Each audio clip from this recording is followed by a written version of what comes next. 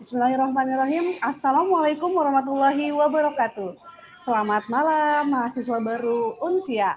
Perjalanan kuliah bukan hanya soal akademik tapi juga dukungan layanan yang akan mendampingi kalian selama studi di Universitas Siber Asia. Selamat datang di sesi keempat Ngobras Unsia. Saya, Eftarina, akan menjadi moderator sekaligus MC untuk sesi malam ini.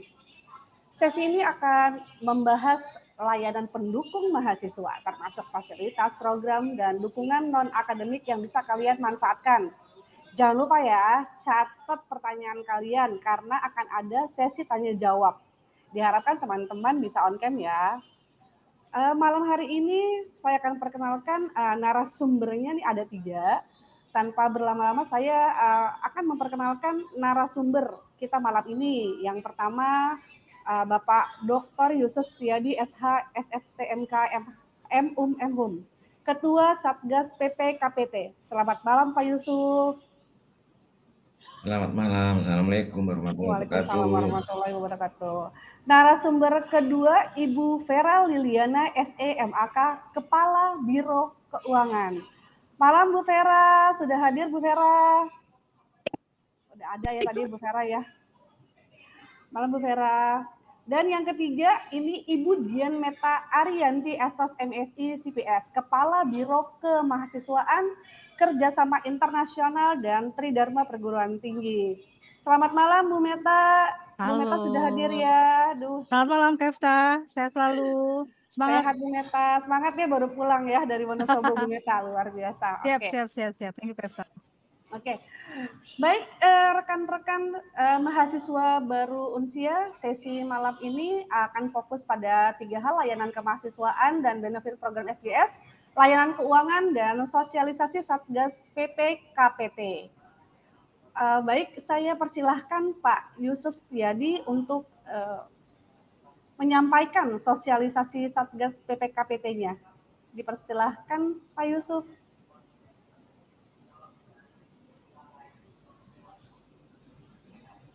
Oke, boleh dibantu share screen-nya.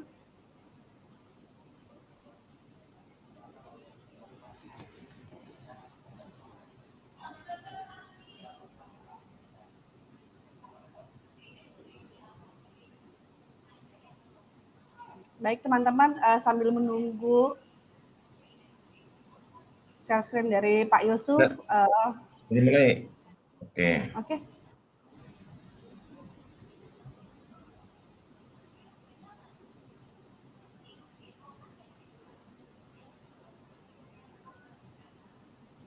Baik, sudah muncul Pak. Ada terlihat. Silakan disimak teman-teman. Sudah Pak, sudah terlihat. Ya, baik. Bismillahirrahmanirrahim. Assalamualaikum warahmatullahi wabarakatuh. Waalaikumsalam warahmatullahi wabarakatuh. Selamat malam, salam sejahtera untuk kita semuanya.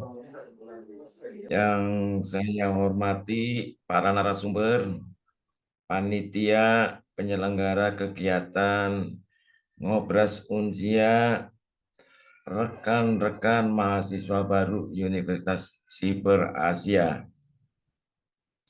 Baik, saya sebagai Ketua Satgas PPKPT Unsia ingin menyampaikan judul dalam momen kegiatan Ngobras malam ini, yaitu demo mahasiswa dalam menyampaikan pendapat di muka umum dan Satgas PPKT.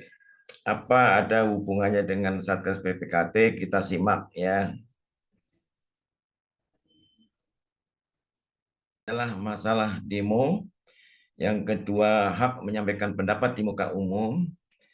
Yang berikutnya, landasan hukum, dampak demonstrasi, peran Satgas PPKPT, korelasi demo dengan tugas Satgas PPKPT, dan konklusi.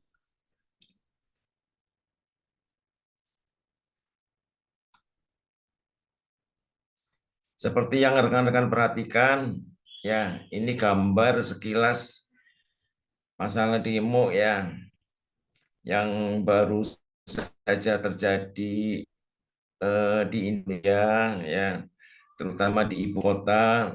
Suhu politik memanas, Indonesia tidak sedang baik-baik saja. Ini saya beri gambaran. Waktu itu ada demo di depan gedung DPR RI, ya, di mana dalam demo tersebut gabungan antara mahasiswa, buruh, organisasi masyarakat, dan lain-lain yang tergabung di dalamnya, sehingga kita tidak bisa membedakan mana yang mahasiswa, mana yang buruh, mana yang ormas, dan sebagainya. Saking banyaknya jumlahnya, ya. Jumlahnya mencapai ribu. Jadi sulit untuk membedakan kelompok-kelompok. Ya. Akibatnya di dalam demo itu antara pendemo dengan aparat keamanan yang bertugas menjaga gedung DPR RI. Ya. Ini gambarnya sekilas ya, rekan-rekan. Nah, kemudian pemahaman mengenai demo. Ya. Demo adalah kegiatan satu orang atau lebih untuk menyampaikan pikiran dan atau pandangan secara lisan, tulisan, dan sebagainya secara demonstratif di tempat umum. Pengertian ini kita kutip dari Undang-Undang Nomor 9 Tahun 1998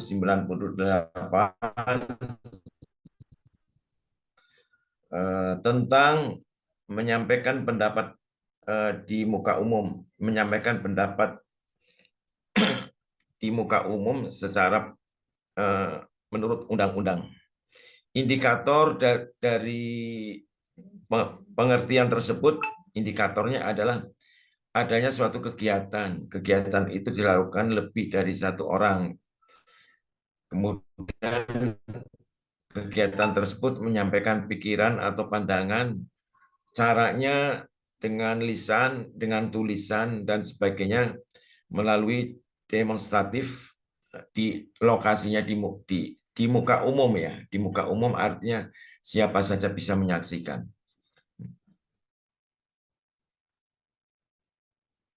Hak untuk menyampaikan pendapat di muka umum, ya. Hak untuk menyampaikan pendapat di muka umum itu adalah bagian daripada hak asasi manusia, ya. Dan ini dijamin dalam pasal 28E ayat 3 Undang-Undang Dasar 1945 hasil amandemen, ya. Kemudian pertanyaannya adalah bagaimana pelaksanaan kewajiban untuk demo? Bagaimana dengan izin?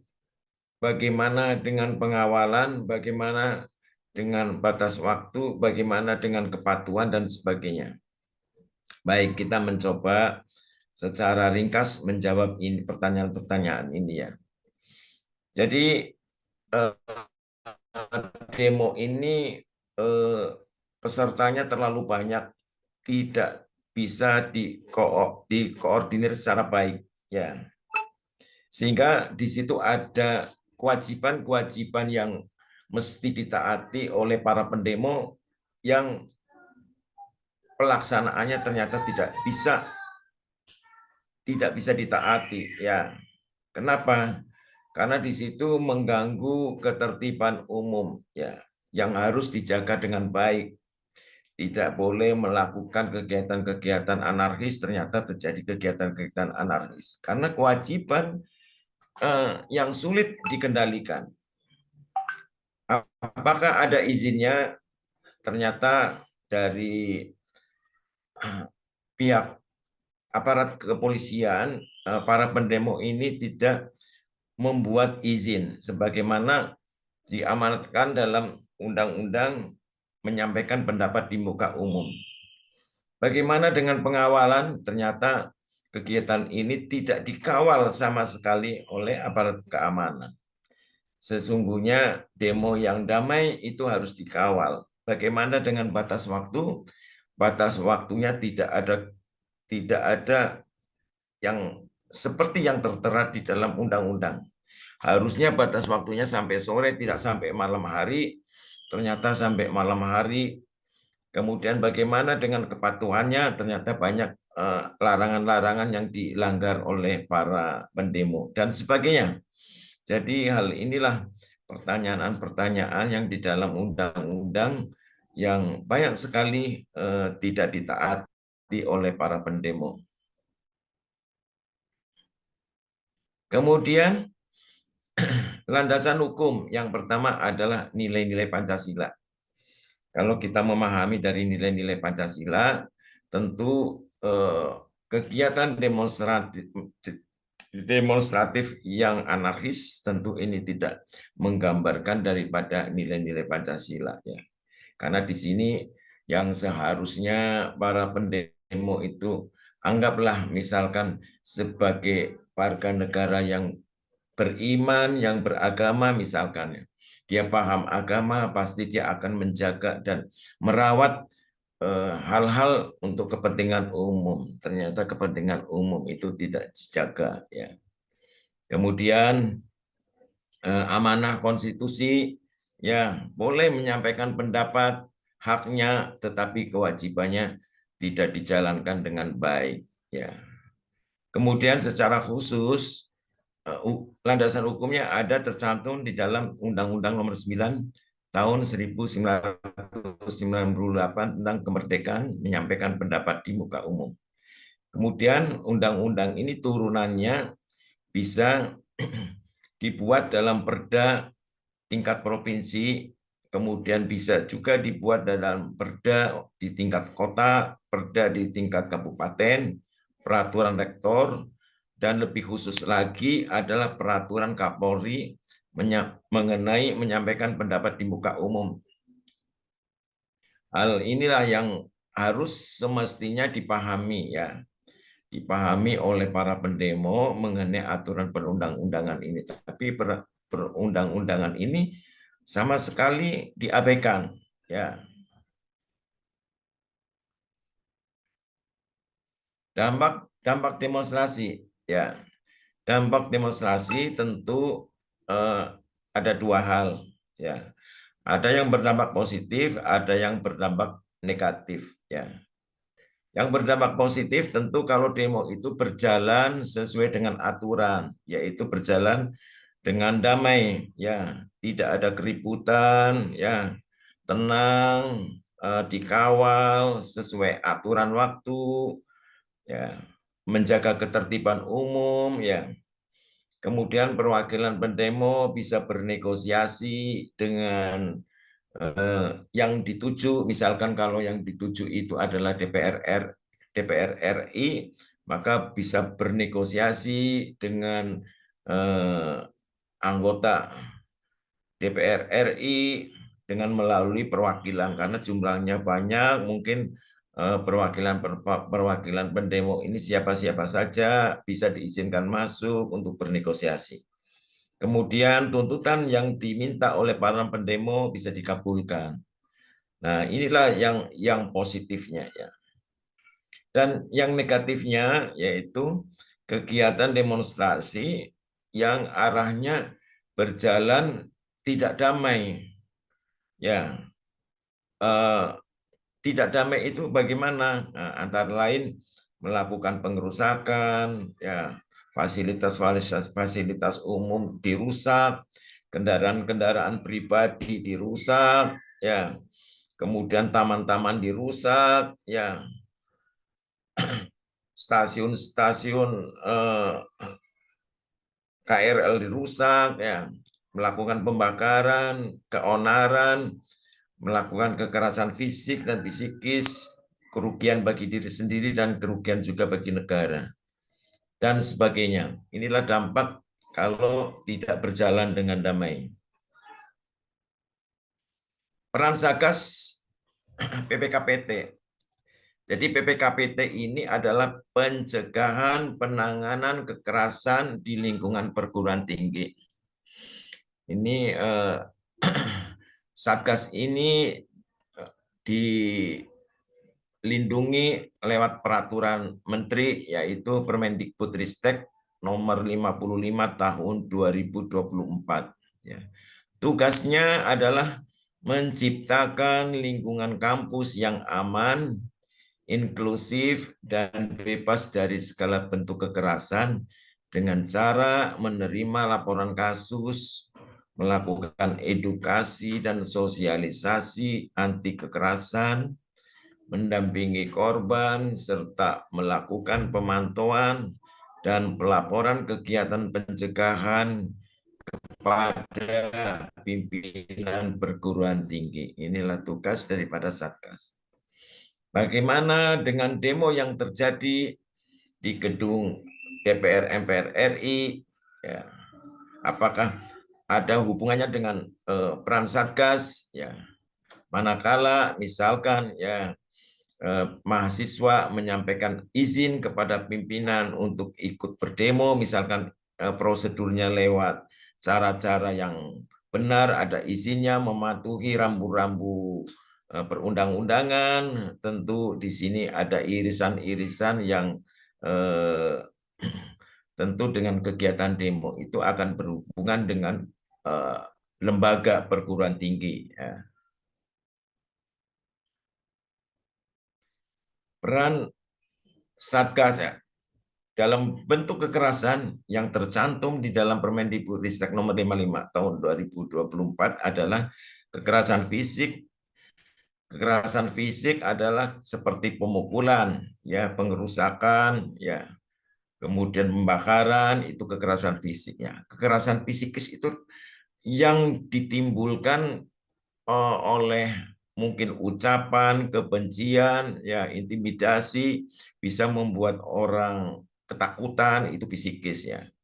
Kalau perundungan itu biasanya karena gender, karena etnis, karena apa, sehingga menganggap rendah orang lain, itu perundungan. Kekerasan seksual itu bisa berkaitan dengan hal-hal yang mengarah kepada gender, mengarah kepada reproduksi ya, baik reproduksi laki-laki maupun reproduksi perempuan. Diskriminasi adalah membedakan orang lain ya, menganggap yang lain lebih tinggi, lebih hebat, yang satu rendah. Intoleransi adalah tidak menghargai sesama agama misalnya. Kebijakan yang mengandung kekerasan mungkin muncul dari kebijakan-kebijakan dari lembaga perguruan tinggi, misalkan yang membolehkan mahasiswa melakukan misalkan perpeloncoan misalkan. Nah, itu dianggap sebagai yang menimbulkan dampak negatif, itu dianggap kebijakan yang mengandung kekerasan ya. Berikutnya adalah lingkup peran L2 Dikti Wilayah 3 Kemendikbudristek. Ini ada 3 hal besar ya. Pertama adalah menegakkan integritas akademik ya. Bagaimana menegakkan integritas akademik itu di dalamnya adalah kejujuran ya. Jadi kejujuran ilmiah misalkan bagi mahasiswa dalam membuat tugas misalkan ya, tidak melakukan dalam penulisan, tidak melakukan plagiarisme ya. Plagiarisme itu apa? Mencuplik karya orang lain tanpa izin ya. Kemudian tanggung jawab. Jadi tanggung jawab kita sebagai orang intelektual ya, kalau hal-hal itu tidak baik ya, mestinya kita siap untuk bertanggung jawab. Kemudian etika, tidak boleh melakukan pelanggaran-pelanggaran yang bersifat etika ya. Kemudian mencegah ya kalau terjadinya hal-hal yang mengganggu terhadap integritas akademik, kemudian adanya regulasi dan adanya sanksi yang diberikan oleh lembaga perguruan tinggi. Kemudian agenda yang kedua adalah menggiatkan gerakan anti dosa, di dalamnya adalah masalah narkoba ya, di mana perguruan tinggi itu bisa bekerja dengan BNN adalah Badan Narkotika Nasional. Ya, jadi mencegah terjadinya peredaran narkoba di lingkungan perguruan tinggi. Ya. Kemudian perguruan tinggi juga bekerja sama dengan lembaga yang menangani korupsi, yaitu KPK, ya, Komisi Pemberantasan Korupsi. Ya. Maka kita perlu mensosialisasikan masalah-masalah korupsi di lingkungan perguruan tinggi supaya itu tidak terjadi. Kemudian ada pemahaman radikal, ya, perguruan tinggi bisa bekerja sama dengan Badan Nasional Penanggulangan Teroris. Jadi tidak boleh ada paham-paham radikal yang masuk di lingkungan perguruan tinggi, ya. Karena ada beberapa perguruan tinggi yang mahasiswanya ini terpapar oleh paham-paham radikal yang melakukan kegiatan terorisme. Kemudian yang berikutnya adalah pencegahan dan penanganan kekerasan. Inilah pencegahan dan penanganan kekerasan. Inilah yang langsung diawaki oleh Satgas PPKPT. Ya, seperti Unsia sudah punya Satgas PPKS dan dalam minggu ini mungkin format untuk pembentukan Satgas PPKPT ini sedang dibuat. Irisannya masalah demo dengan peran Satgas adalah di situ kemungkinan muncul aksi kekerasan fisik, ya, melakukan pengerusakan, pembakaran, pemukulan, penganiayaan, dan sebagainya. Terjadinya aksi kekerasan psikis, ya, munculnya penghinaan, pengancaman, penyebaran rumor yang tidak baik, yang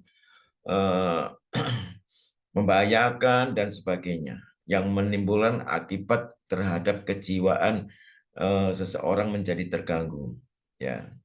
Kemudian irisan berikutnya adalah masalah personal, ya. Jadi dampak daripada demo ini membawa pada personal, yaitu harus bertanggung jawab dengan perbuatannya. Nah, kalau perbuatannya itu menjurus pada hal pelanggaran hukum, tentu diproses, ditangani oleh aparat penegak hukum, dan diberikan sanksi.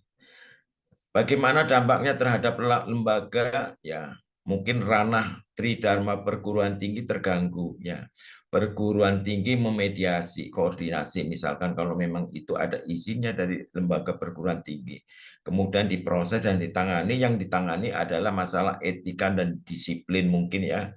Karena ranah hukum itu tentu bukan ranahnya perguruan tinggi, tapi diserahkan kepada aparat penegak hukum dan diberikan sanksi, ya. Konklusinya adalah demo atau unjuk rasa adalah hak setiap orang, ya. Tetapi hak itu juga harus ada kewajiban bagi warga negara untuk menjaganya, ya. Jangan haknya saja yang dituntut, tapi kewajibannya tidak. Warga negara harus paham dengan masalah demo. Apa itu demo? Jadi sebelum demo itu bertanya dulu, unjuk rasa demo itu seperti apa?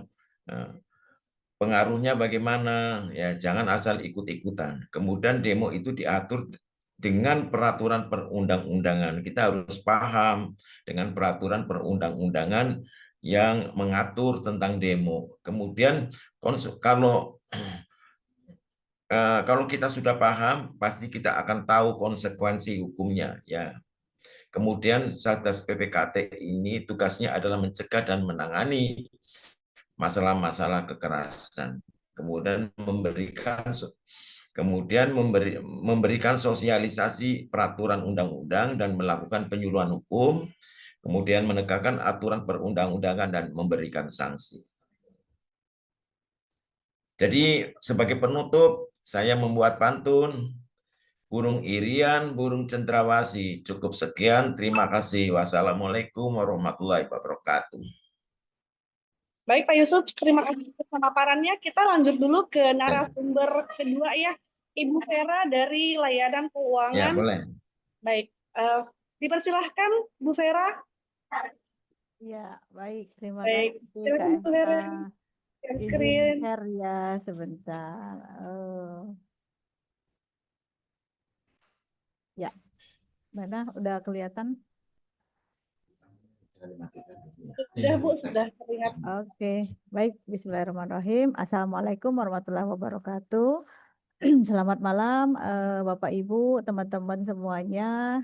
Ini mahasiswa baru ya, Kak Efta ya? Iya Ibu, mahasiswa baru, Oh, rekan-rekan mahasiswa mahasiswa baru. ini. Oh iya, baik. Selamat datang ya buat Bapak Ibu, teman-teman semuanya. Baik, eh, di sini saya akan memberikan informasi ya, mungkin Bapak Ibu atau teman-teman itu nanti mau ingin bertanya mungkin tentang keuangan atau ingin mengetahui tentang keuangan. Oke, baik, nanti kita lanjut saja langsung ke berikutnya. Ya, nah, di malam ini ada beberapa yang nanti saya bahas, di antaranya itu biaya UKT, kemudian jatuh tempo, kemudian cara bayar gitu ya, cara bayar UKT, kemudian alur cuti, dan ada juga alur pengunduran diri. Semoga ini nggak ada ya teman-teman ya, semoga semuanya bisa selesai sampai akhir. Dan kemudian yang terakhir adalah hotline keuangan. Ya, untuk biaya UKT mungkin teman-teman, Bapak Ibu semuanya sudah mengetahui ya, biaya uang kuliah tunggal kita itu satu semester 3 juta rupiah. Untuk biayanya ini semuanya sama ya teman-teman ya, baik dari manajemen, akuntansi, sistem informasi, informatika, dan juga komunikasi gitu ya. Mungkin kalau teman-teman dari yang alih jenjang gitu ya, lanjut dari D1 atau D3 ke S1 itu ada tambahan biaya, yaitu biaya konversi atau assessment sebesar 2 juta rupiah. Nah, untuk jatuh tempo ini diganjil ini karena kita kan cicilan untuk UKT itu biasanya 3 kali ya. Yang pertama itu dibayarkan oleh teman-teman itu pada saat daftar ulang, itu setelah dinyatakan lulus di Unsia. Kemudian di cicilan keduanya ini kalau mengikuti kalender akademik itu biasanya kita jatuh temponya itu H-7 sampai H-10 sebelum UTS. Jadi perkiraan tanggalnya itu sekitar tanggal 24 November. Ya.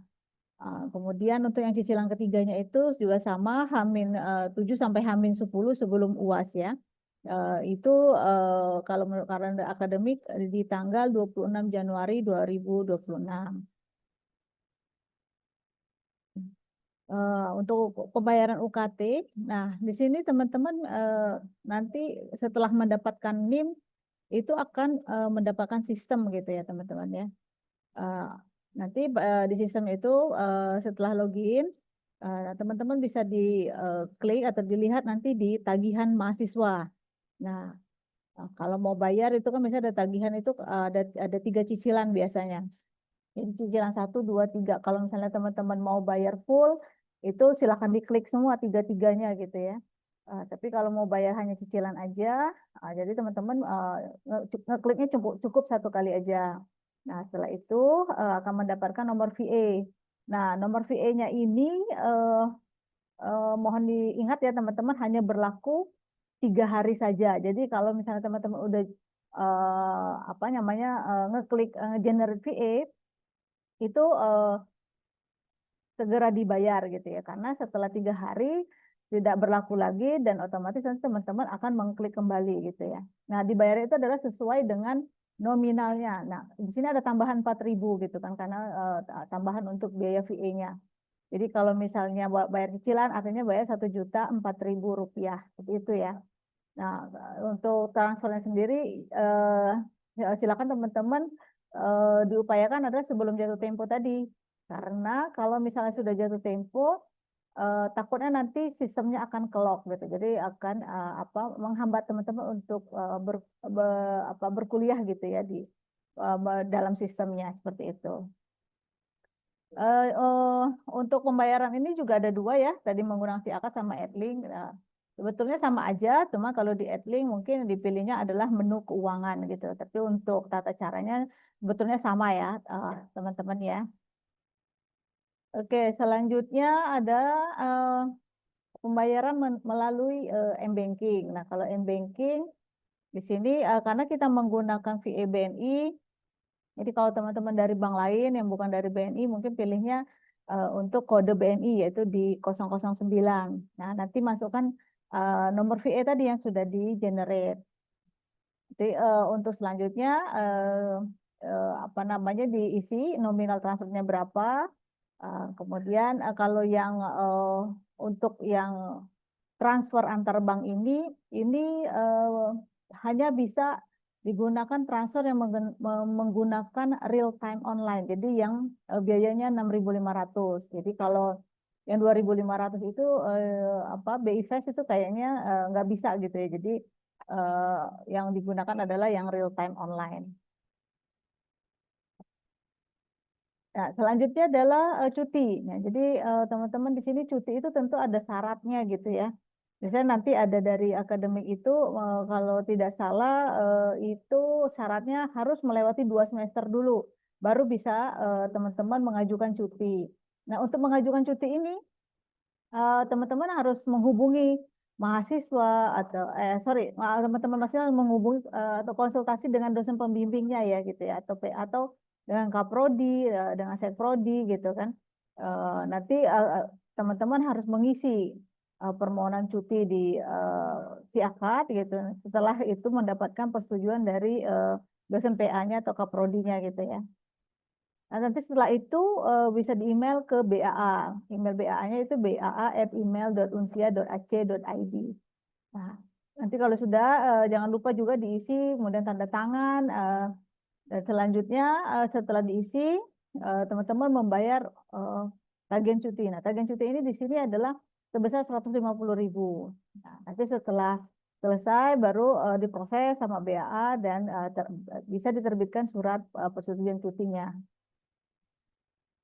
Kemudian kalau teman-teman tidak mengisi form cuti, nanti teman-teman dikenakan biaya double. Ini karena teman-teman dianggap cuti tidak lapor gitu ya. Jadi biayanya 2 kali lipat yaitu 300.000.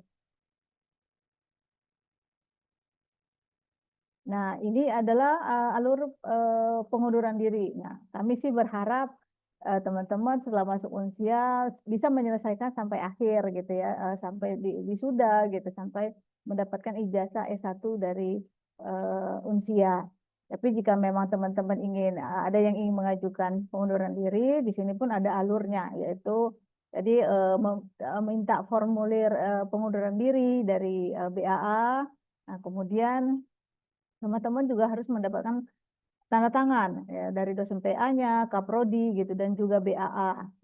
Nanti BAA akan menginformasikan ke kami ke keuangan untuk mengecek ini teman-teman ada tagihan nggak nih, ada tunggakan nggak gitu ya. Tapi kalau nggak ada, nanti kami akan menerbitkan surat bebas administrasi atau surat lunas seperti itu.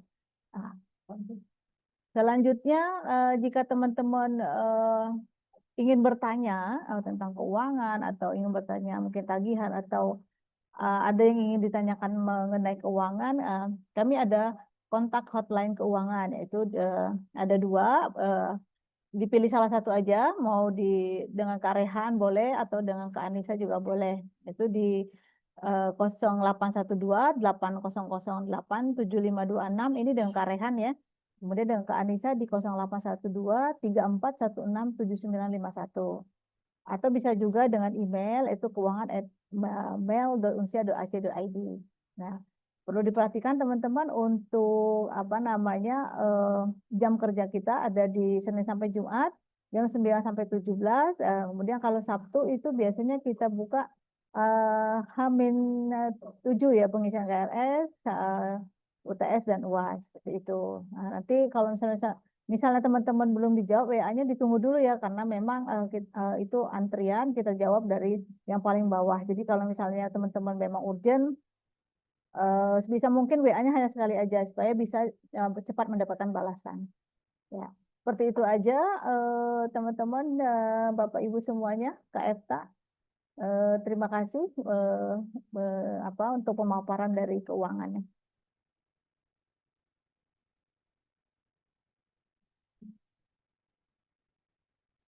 Baik, terima kasih Bu Vera atas pemaparannya.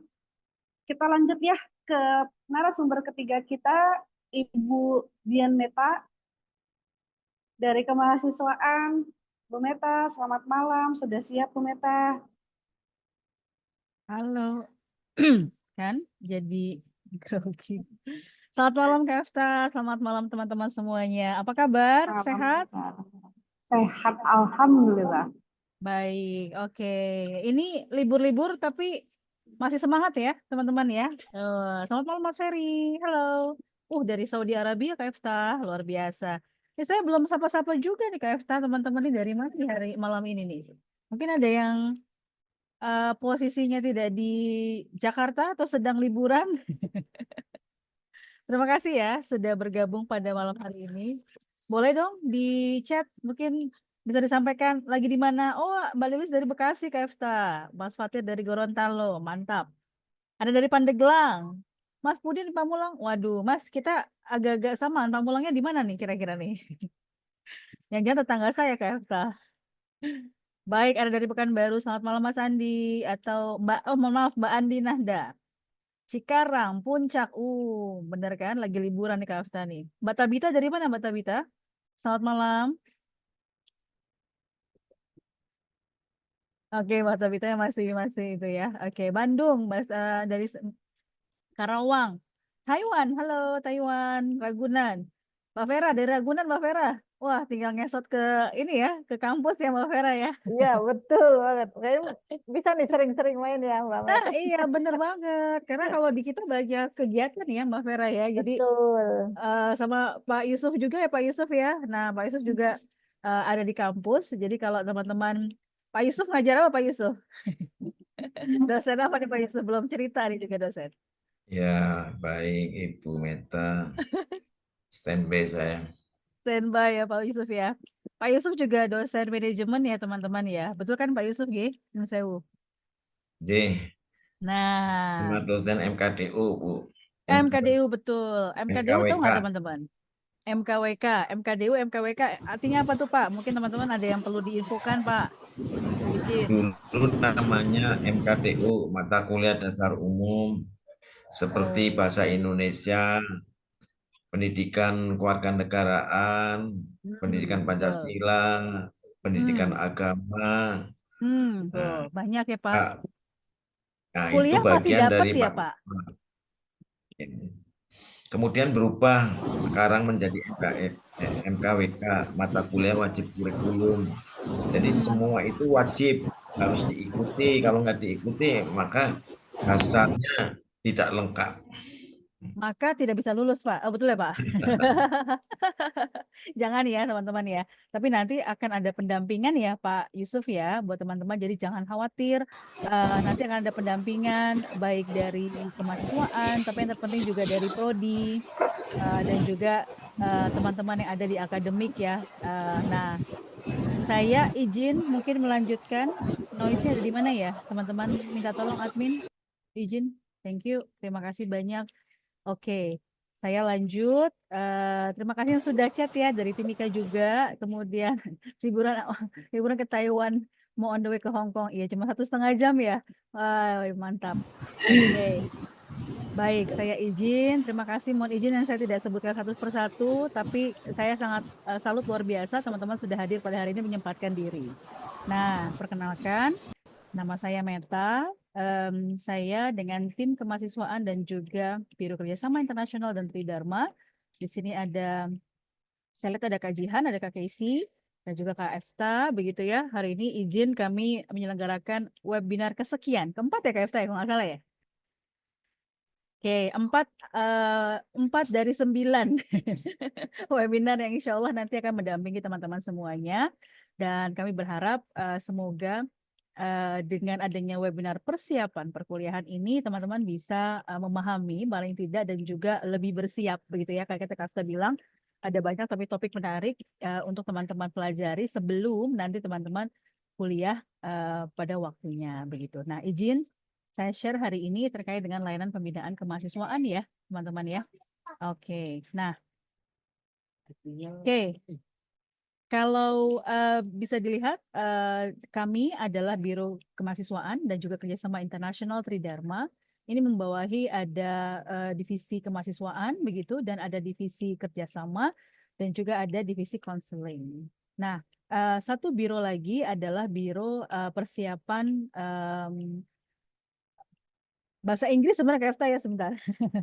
Center of Future Career Development. Jadi biro persiapan karir masa depan. Wah, luar biasa ya namanya ya. Jadi mudah-mudahan kami nanti bisa memfasilitasi teman-teman juga untuk apa namanya berbagi ilmu, berbagi informasi yang terpenting ya untuk vakansi atau peluang-peluang pekerjaan begitu ya. Dan kami menyasarnya adalah pekerjaan-pekerjaan yang kira-kira 5-10 tahun ke depan itu akan apa namanya banyak kemudian apa namanya dituju oleh masing-masing gitu ya, seperti itu. Saat ini juga sedang kami siapkan juga kerjasama dengan Kemenaker, yaitu dari Pasar Kerja dan Karir Hub yang nantinya insya Allah nanti akan banyak sekali kegiatan yang bisa teman-teman lakukan. Tapi saya kembali lagi ke BKKIT tadi. Jadi BKKIT ini untuk terkait dengan supporting system, kami adalah supporting system kalian ya. Jadi kalau misalkan kalian butuh bantuan, kalian nanti butuh untuk bertanya begitu ya, kami insya Allah akan ada untuk teman-teman semuanya ya. Dan support system ini kalau di Unsia itu ada dari academic advisor, nah itu seperti dosen pembimbing akademik, ada sekretaris prodi. Jadi kalau pertanyaan-pertanyaan terkait dengan akademik, maka teman-teman larinya ke mereka-mereka ya, dosen PA, sekretaris prodi. Dosen PA tuh dari mana Kak Efta ya? Nah, ada di Siakat ya Kak Efta ya. Saya mau nyapa Kak Efta biar biar barengan. Ada. Nanti di Etlin juga bisa dilihat, di Siakat bisa dilihat. Betul. Jadi misalkan Kak Efta nih, kalau Kak Efta mah udah lulus ya. Nanti kita akan tanya-tanya sama Kak Efta ya. Nanti dengan sesi Kak Efta sendiri ada sendiri ya. Tapi Kak Efta ini adalah alumni Unsia, salah satu mahasiswa terbaiknya Unsia, alhamdulillah. Dan saat ini juga apa namanya membantu Unsia begitu ya. Untuk mengembangkan kampus ini dengan lebih baik. Seperti itu ya Kak Efta ya. Domisili di mana Kak Efta? Betul, Bu Meta. Domisili di Garut. Di Garut ya, orang Garut. Di Garut ya, Bu, tapi sebulan sekali ke Jakarta lah. Jadi kalau teman-teman ada yang mau meet up, boleh-boleh aja. Nah, betul. KFTA tuh akan luar biasa sangat bisa membantu teman-teman dan juga akan membantu dari kemahasiswaan juga, begitu ya. Oke, yang kedua juga support system Unsia kita ada layanan akademik dan juga kemahasiswaan ya. Layanan akademik dengan kemahasiswaan ini yaitu ada di kami, begitu. Nah, kemudian ada mental health support, ada e-counseling yang nanti juga ada di BKKIT juga, yang nanti juga akan ada kegiatan-kegiatan untuk membantu teman-teman untuk bisa konsultasi dan juga sebenarnya selain konsultasi atau e-counseling ya Kak Efta ya juga ada webinar-webinar dengan topik yang memang untuk pengembangan diri dan juga persiapan karir, kurang lebih begitu. Oke. Kemudian, sebentar, karena saya tidak punya asisten untuk berbagi, jadi saya sendiri. Anyway, tadi ada yang menawari, cuma kayak kecapean deh. Ada juga engagement program. Jadi engagement program ini juga under BKKIT di mana ada banyak kegiatan-kegiatan yang sifatnya interaktif. Jadi teman-teman walaupun online ya. Nah, kemarin kan ketika awal saya sudah bilang ya, tugas pertamanya adalah ini sebenarnya PR dari KFTA ya, tuh ingatkan gitu, cari teman gitu ya. Minimal harus cari teman gitu ya. Betul. Walaupun online bukan berarti kemudian teman-teman tidak ada teman, tidak berinteraksi. Nah, jadi dengan kegiatan ini, monggo silahkan kan tahu nih, oh ini dari Pamulang gitu ya, oh dari ini, coba di chat, di tag, kamu di mana sih gitu kan. Jadi sebenarnya kita punya apa namanya teman-teman akan punya supporting system gitu ya untuk apa bersama-sama maju bersama begitu ya. Susah bersama mudah-mudahan seperti itu juga enggak tapi ya tapi memiliki apa ya teman untuk saling berbagi itu penting sekali untuk Unsia karena kuliah online itu dibutuhkan kemandirian. Jadi ketika kalian misalkan, oh saya nggak tahu, tapi kemudian diam dan kemudian nggak tanya kanan kiri, nggak tahu kemana, udah, we're going to lose you. Tapi kita nggak akan mau seperti itu. Jadi saya mohon teman-teman kalau misalkan ada yang tidak tahu atau mungkin ada yang mau ditanyakan, cepat tanyakan. Kami supporting system siap membantu teman-teman. Kemudian ada regular feedback. So regular feedback ini sharing session yang memang kami ini bisa kemudian dalam bentuk survei begitu ya. Nanti kalau misalkan nanti di grup akan disampaikan survei-survei, mohon bisa apa namanya diisi. Survei juga akan mungkin dari teman-teman di BPM, Biro Penjaminan Mutu begitu ya, untuk menjamin atau untuk melihat bagaimana sih pelaksanaan akademik, pelaksanaan layanan begitu yang dilakukan oleh Unsia dan feedback kalian itu sangat bermanfaat dan juga sangat penting buat kami. Oke. So we also have a community building. Jadi community building ini juga kami lakukan dengan melakukan virtual event ataupun non virtual event. Sebenarnya begitu ya Kak Efta ya. Ini sekarang lagi banyak banget kegiatan offline. Kemarin yang saya sudah sampaikan sebelumnya, kami juga ada kegiatan Unsia Jakarta Festival. Nah, saya mau kasih bocoran dikit boleh Kak Efta ya? Boleh banget Bu Meta. Next kota itu adalah Kupang. Jadi teman-teman yang ada di sekitar Kupang gitu ya, Bali begitu ya, itu teman-teman bisa nanti gabung di Unsia Kupang Festival. Kupang Festival ini nantinya akan dilakukan kapan nih kajian saya lupa, November kalau tidak salah ya Kak Kesia, sekitar Novemberan ya. Jadi Iya mudah-mudahan Bu, teman-teman awal nanti November. awal ya. Nah, itu kajian sudah keluar tuh, salah satu dari tim kami. Terima kasih kajian. Jadi awal November. Ya isinya kajian ya sama Kak Kesi kayaknya. Jadi nanti kita akan banyak Tentunya nanti Bu ngobrol. Meta ketuanya ya Bu ya. Saya hanya supporting saja. Oke. Kemudian ada peer membership. Nah, peer membership ini membuat teman-teman ini nanti tadi ada study group gitu ya, bersama begitu kan, dan juga study club gitu ya, mohon izin, study club gitu ya bersama gitu ya, dan juga kita ada student organization. Jadi kalaupun online nanti akan ada sesi juga topik, kalian akan kenalan dengan organisasi kemahasiswaannya Unsia. Ada himpunan mahasiswa, ada learning community begitu ya, yang mudah-mudahan nanti bisa mensupport teman-teman. Jadi selain kuliah begitu ya, teman-teman juga ada banyak kegiatan kemahasiswaan. Kalau ditanya kenapa sih Kak, kenapa sih Bu ada kegiatan kemahasiswaan, kita udah sibuk banget nih dengan kerja, kemudian harus kuliah gitu ya. Nanti Kak Efta akan sharing gitu ya manfaatnya organisasi kemahasiswaan antara lain apa gitu ya, karena beliau juga menerima manfaat dari menjadi bagian dari organisasi kemahasiswaan, sehingga juga bisa memiliki supporting atau mungkin benefit gitu ya dari itu. Nanti kita akan sharing. Oke, nah. Oke, jadi di Biro Kemahasiswaan ada pelayanan kemahasiswaan begitu ya. Kemudian kita juga punya ada pembinaan kemahasiswaan yang tadi saya sampaikan. Kemudian juga ada program beasiswa. Nah, nanti kan saya share terkait dengan itu. Oke, yang para beasiswa hunter ya, silakan mari merapat. Baik. Nah, jadi overall tugasnya dari kemahasiswaan yang pertama kami punya help desk. Nanti akan disampaikan help desk-nya gitu kan ya. Mungkin nanti kajian bisa bantu. Ada nomor kontak help desk yang akan disampaikan di chat. Dan sepertinya dari yang webinar kemarin sudah juga disampaikan ya teman-teman. Mungkin ada yang lupa, belum ingat, nanti monggo silakan bisa disimpan. Tadi unit konsultasi juga ya. Kami adalah bridging teman-teman. Jadi kalau misalkan teman-teman menghubungi dosen susah, atau menghubungi misalkan pihak misalkan Pak Yusuf, misalkan sekretaris prodi karena mungkin banyak gitu ya, kalian bisa kemudian menghubungi kemahasiswaan. Tapi baiknya memang teman-teman memahami dulu untuk misalkan dosen PA dan juga sekretaris prodi itu dihubungi kalau punya masalah soal akademik misalkan gitu. Keuangan tadi Ibu Vera gitu kan ya, kalau punya masalah keuangan kita punya help desk keuangan. Kalau memiliki kemudian masalah mental healthness gitu ya atau motivasi, itu ada unit konsultasi atau e-konsultasi gitu ya. Dan nanti di Disnatalis kita yang kelima ya, KFTA yang insya Allah ya nanti akan tanggal saya spill lagi nih 4 Oktober insya Allah ya. Nanti kita akan undang juga teman-teman ke Unsia. Itu akan juga kita launching untuk Help Desk Center. Nah, nanti Help Desk Center nih pakainya nanti KFTA ya. Nanti akan sharing juga terkait dengan itu. Kemudian kami juga melayani beasiswa, informasi begitu dengan beasiswa, tetapi beasiswa ini nanti akan kemudian di bridging oleh prodi. Jadi seleksinya ada di prodi. Jadi make sure teman-teman untuk beasiswa mahasiswa aktif itu akan dimulai di semester 3. Jadi semester 3 teman-teman silahkan nanti saling berburu beasiswa. Persiapkan dari sekarang karena nanti akan ada persiapan atau indeks prestasi yang kemudian harus di-achieve begitu ya untuk mencapai itu. Kemudian we also have learning community, saat ini ada di Taiwan dan juga di Hong Kong. Next kita ada di Jawa Barat, ada Atensi, Akang Teteh, naon teh? Naon Kak? Akang Teteh, kepanjangannya ada pokoknya gitu ya.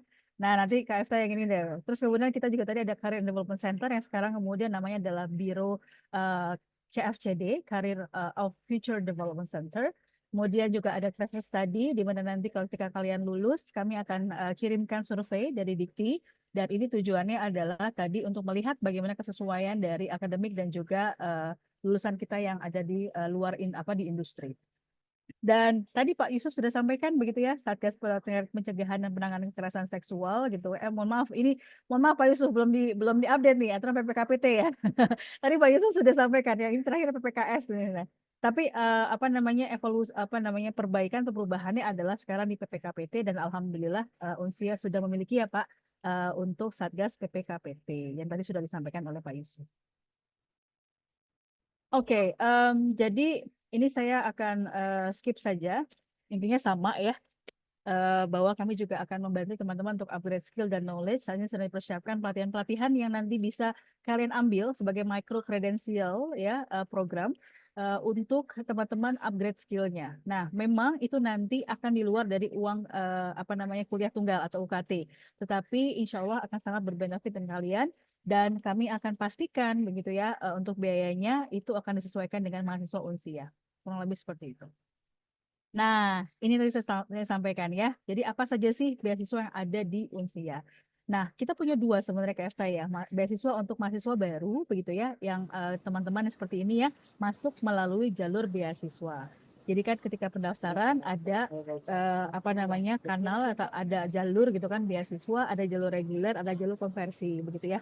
Nah, kalau mahasiswa baru itu masuk dari jalur beasiswa. Nah, beasiswa mahasiswa baru itu antara lain adalah beasiswa khusus PGRI Mika, PGRI, masyarakat sekitar. Jadi kalau teman-teman ada yang keluarga biru begitu ya. Kalau untuk yang sekarang berarti mahasiswa barunya harusnya sudah selesai ya. Artinya untuk seleksi mahasiswa untuk beasiswanya ya gitu ya.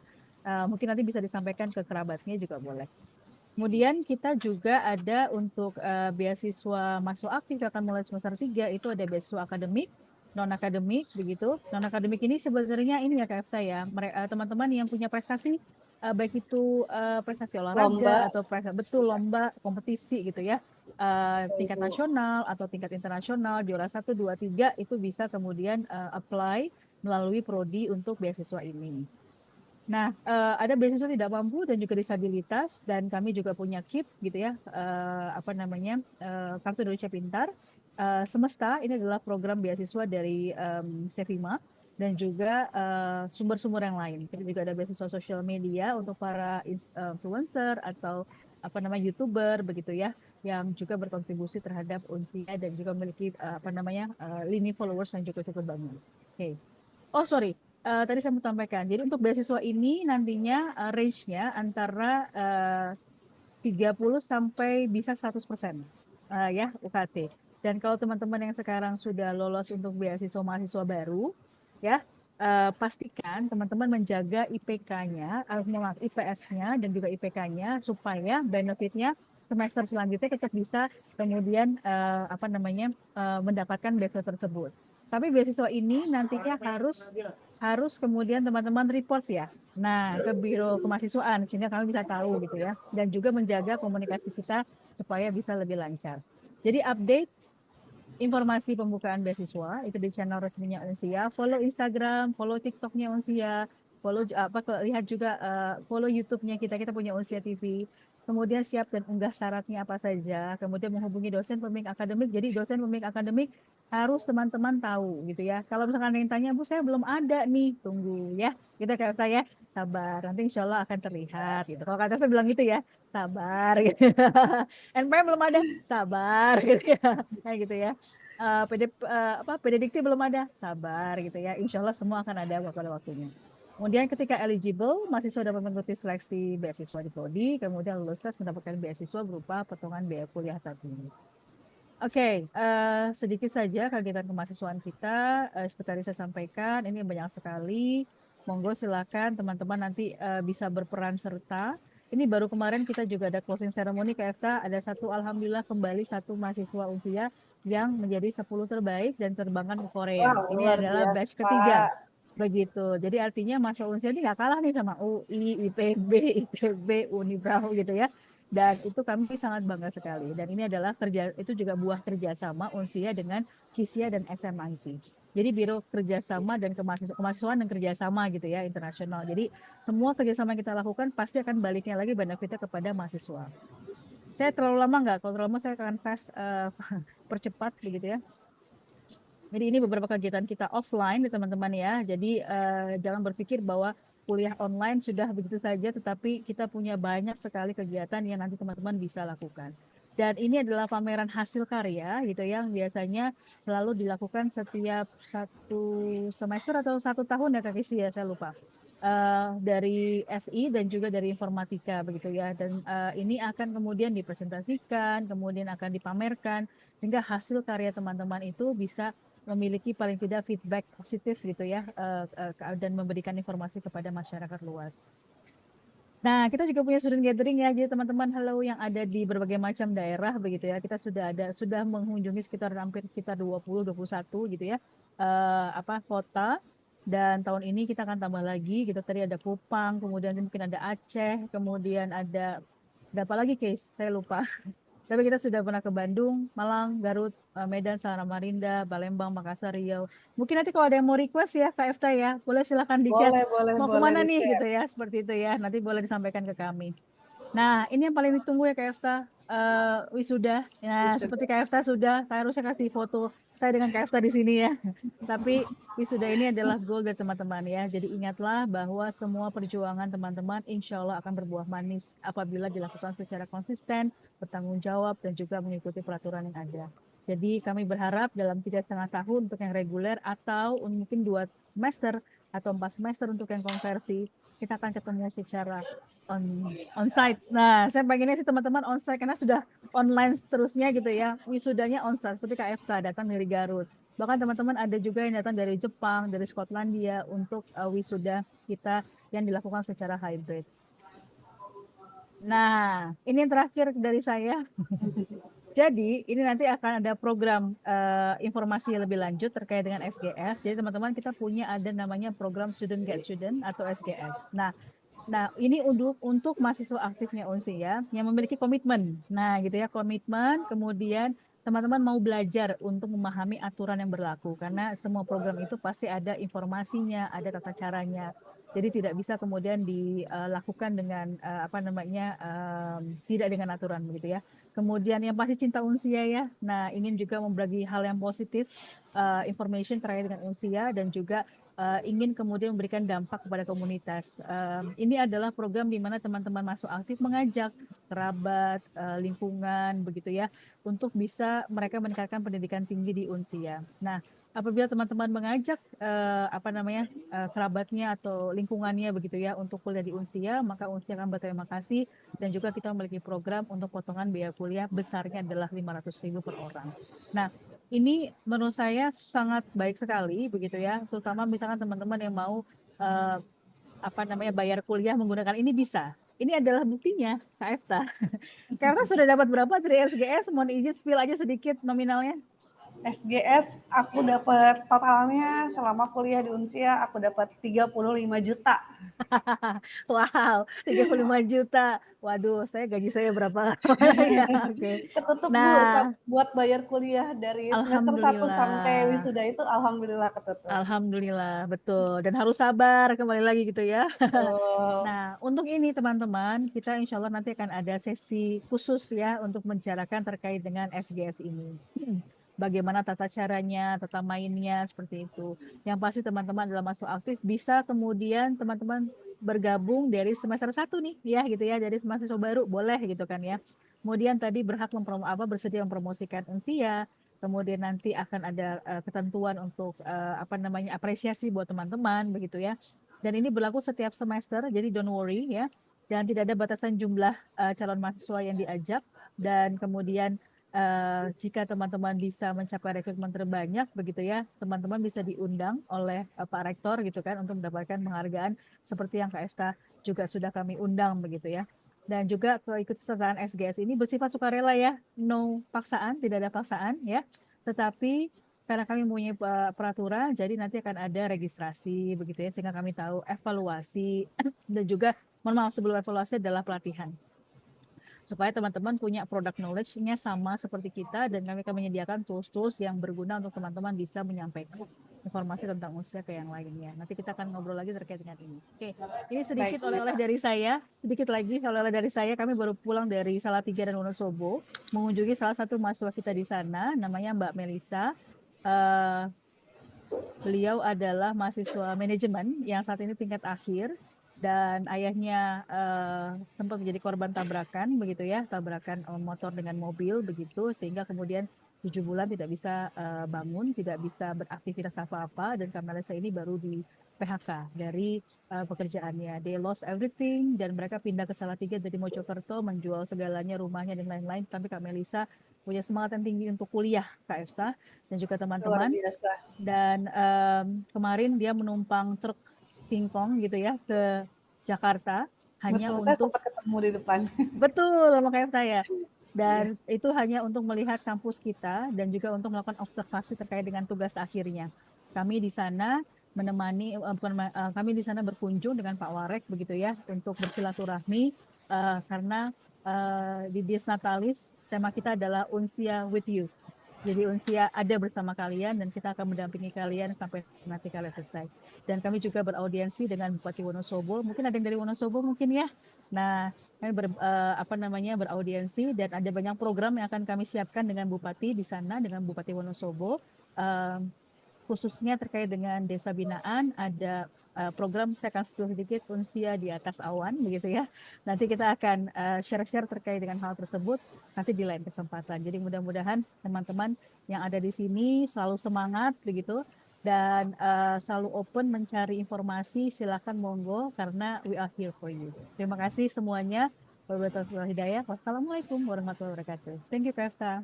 Waalaikumsalam warahmatullahi wabarakatuh. Selamat. Terima kasih banget Bu Neta untuk pemaparannya nih, benar-benar luar biasa ya program-program dari kemahasiswaan. Baik, sekarang untuk teman-teman nih kita udah masuk ke sesi tanya jawab. Oke, boleh angkat tangan dan tolong on cam ya. Gitu. Pertanyaan juga bisa ditanyakan di kolom chat.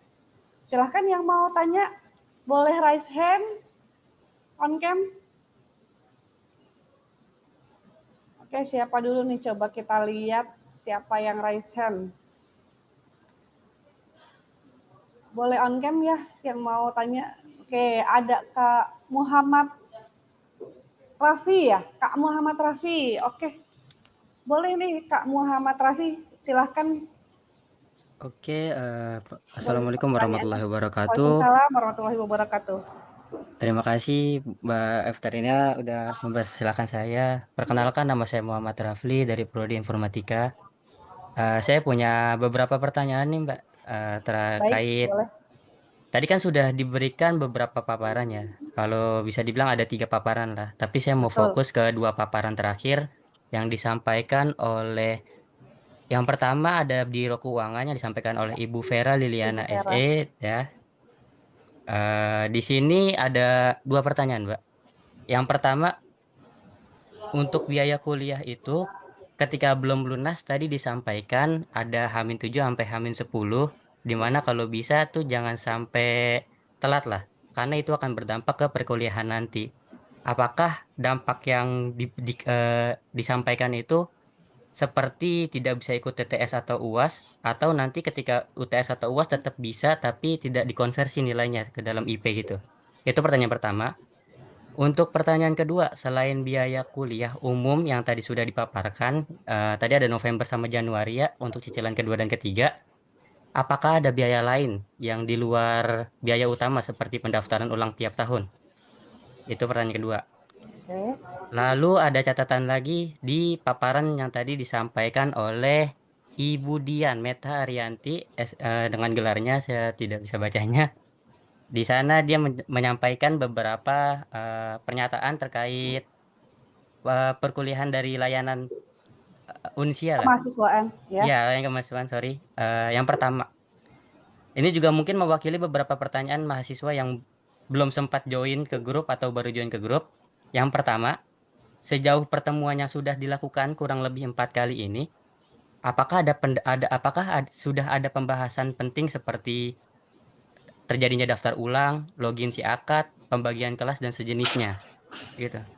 Lalu pertanyaan kedua adalah, pada waktu perkuliahan, apakah akan ada tetap struktur hierarki kemahasiswaan seperti kuliah reguler pada umumnya, Mbak? Karena kan kalau perkuliahan karyawan tuh biasanya seperti itulah. Mungkin pertanyaan saya bisa lebih diolah lagi karena saya tidak bisa ngomongnya sebenarnya. Mungkin itu aja ya, Mbak. Terima kasih. Baik, makasih Kak Muhammad Rafli. Mungkin langsung bisa dijawab dulu pertanyaan ini ya Bu, karena pertanyaannya lumayan nih cukup banyak ya, ada 4 pertanyaan. Mungkin Bu Vera boleh jawab dulu Bu Vera. Ya, Efta. Ya. Terima kasih ya. Pertanyaan Ya. pertama tuh Bu Vera, dampaknya apa kalau misalnya nanti telat bayar, kira-kira seperti itu Bu Vera. Dan pertanyaan kedua, di luar biaya UKT, apakah ada biaya-biaya lain nantinya? Ya, Silakan Bu Vera. terima kasih Kak Efta. Ya, Kak Rafli. Untuk pembatasan akses itu biasanya itu nggak bisa, kalau misalnya mau UTS ya, nggak bisa download soal gitu ya, karena ada pembatasan-pembatasan dilakukan gitu kan.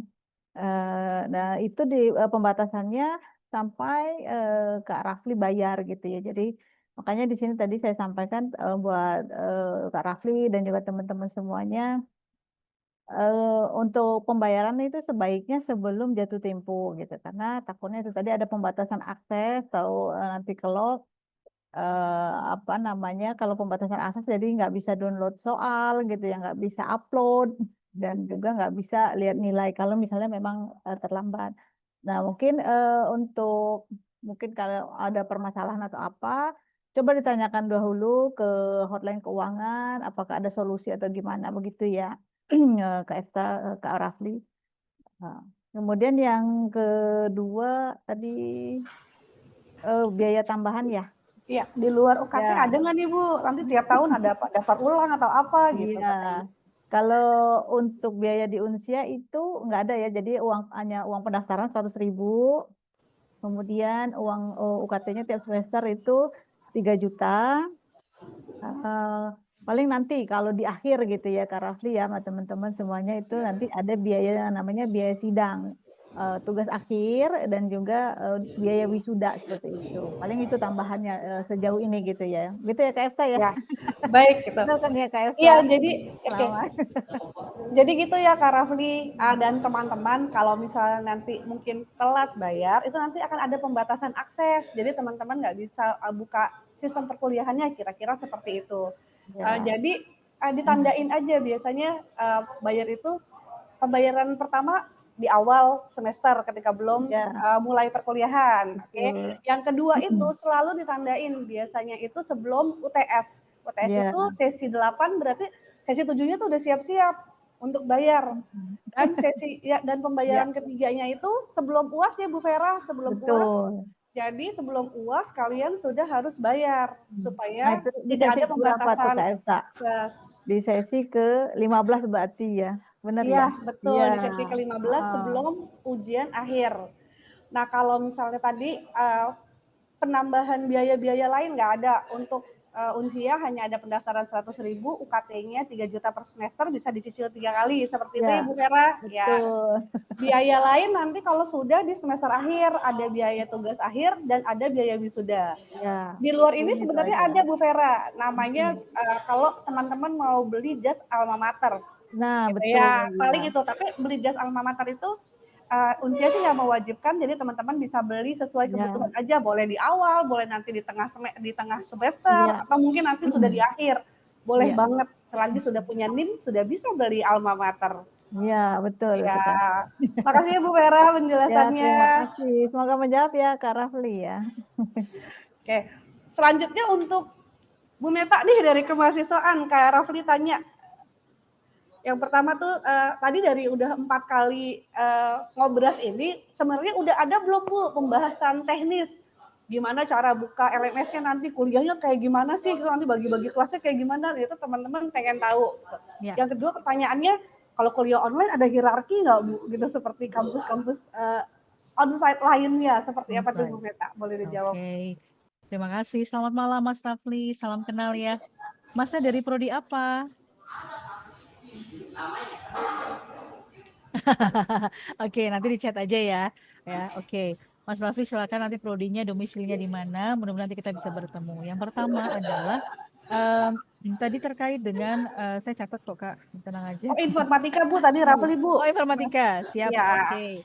Apakah sudah ada terkait dengan pembahasan login Siakat, kemudian LMS, begitu ya? Nah, jadi kalau Mas Rafli lihat rekaman kita, mungkin teman-teman ada yang baru join ya di grup gitu ya. Tapi tim kami di BKKIT ada Kak Fadila, Kak Jihan, ada Kak Casey itu sudah juga share terkait dengan link Zoom gitu ya, rekaman dari webinar kita dari yang pertama sampai yang ketiga. Yang ketiga masih masih ini kali ya. Paling tidak sampai yang kedua.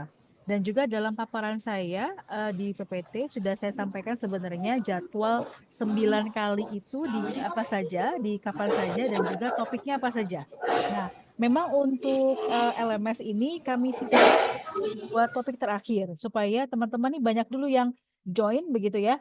Nah, baru nanti gongnya terkait dengan LMS itu mendekati Pensamaku atau pengenalan sistem akademik dan juga kemahasiswaan yang sebagai officially welcoming new students seperti teman Mas Rafli dan juga teman-teman semuanya. Jadi itu nanti akan kita sampaikan dan silakan bisa cek. Jadi kalau kata Kak Efta tuh kalau di Unsia pertama biasakan membaca begitu ya, literasi bacanya harus tinggi. Kemudian literasi terkait dengan melihat videonya begitu ya, itu juga harus diperhatikan. Semua sudah kami sampaikan teman-teman. Jadi mohon kiranya nanti bisa dilihat kembali. Itu yang pertama. Kedua, saya mohon izin kurang mengerti struktur hierarki perkuliahan reguler itu gimana maksudnya Mas Rafli? Apakah misalkan tetap ada kuliah onsite maksudnya? Atau bagaimana? Atau ada senioritas kah? Atau gimana hierarki perkuliahan reguler tuh seperti apa? Mungkin bisa, nah monggo silakan. Eh, Gara-gara ditambahin mungkin tuh bisa jadi juga, cuman ada beberapa gini ya. Kalau di saya kan pertama nih, saya baru lulus sekolah, benar-benar buta sama perkuliahan, jadi Aduh. nggak tahu. Nah, di sekolah kan sebelumnya SMA tuh ada struktur organisasi kelas, terus di luar organisasi kelas ada struktur organisasi yang lain gitu. Baik, Nah, baik. itu yang pertama. Oke. Yang kedua, yang tadi Ibu sampaikan itu termasuk juga untuk onsite sama offline gitu. Baik, oke. Nah, saya Seperti susah apa gitu ya? ya saya susah memformulasikan Oke, pernyataan saya, Bu. Sorry. baik, siap, Ya, nggak apa-apa, aman-aman, insya Allah. Jadi kita kan diskusi ya. Oke, jadi iya. yang pertama adalah Unsia itu memang adalah full online learning ya, kampus. Artinya memang seluruh perkuliahannya adalah online. Dari sesi 1 sampai sesi 16 itu semua dilakukan online. Jadi sepertinya Mas Raffi untuk kemudian ada sesi tertentu yang harus datang ke kampus tidak ada ya. Kecuali memang Mas Raffi ingin datang ke kampus melihat kayak apa sih nih, misalkan dosennya bener nggak sih kampusnya gitu ya, itu monggo. Atau join kita ketika ada kegiatan-kegiatan offline itu dipersilakan. Kita malah senang sekali ya. Jadi Unsia sangat welcome untuk itu. Tetapi perkuliahan dilakukan secara online. Jadi sesi 1 sampai sesi 16 itu Mas Raffi sebenarnya tidak perlu harus datang ke kampus. Cukup nanti memahami LMS kita karena kuliah dilakukan melalui LMS tersebut. Mungkin nanti Pak Yusuf bisa tambahkan ya sebagai dosen juga. Nah, yang kedua ada struktur ini enggak, struktur kelas, struktur kemudian organisasi di luar.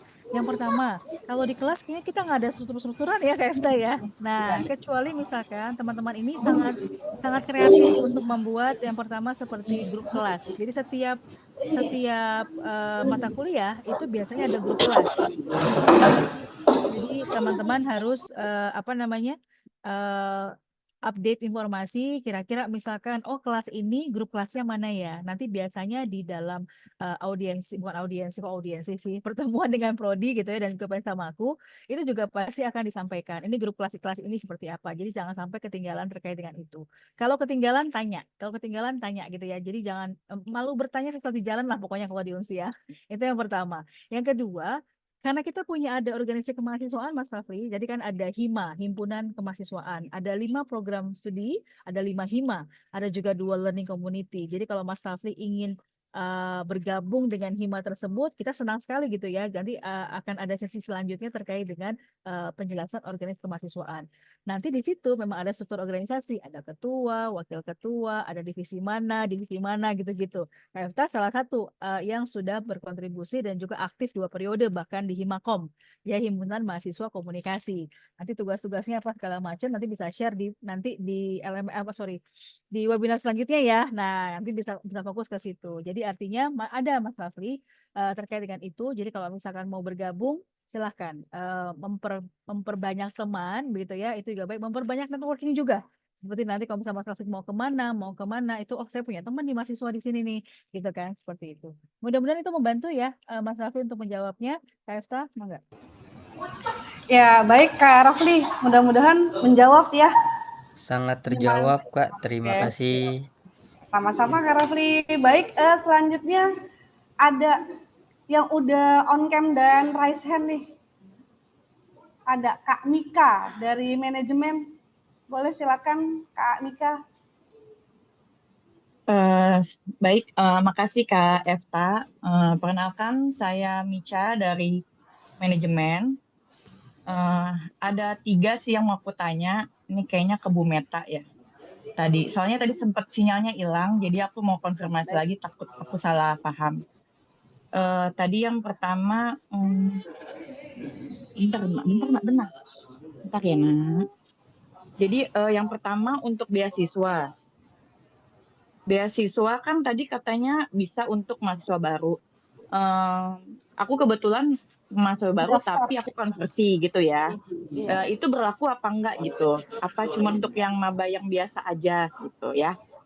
Itu yang pertama. Yang kedua, aku juga mau tahu kan karena aku juga konversi, aku nggak tahu nih antara kan dia pendaftaran ada yang konversi, ada yang reguler, ada yang kerjasama gitu ya. Betul, Itu Kak. kelasnya nanti pada saat kita nanti udah belajar disatuin apa dibedain gitu ya. Karena kan kadang dibedain ya di kampus yang lain gitu.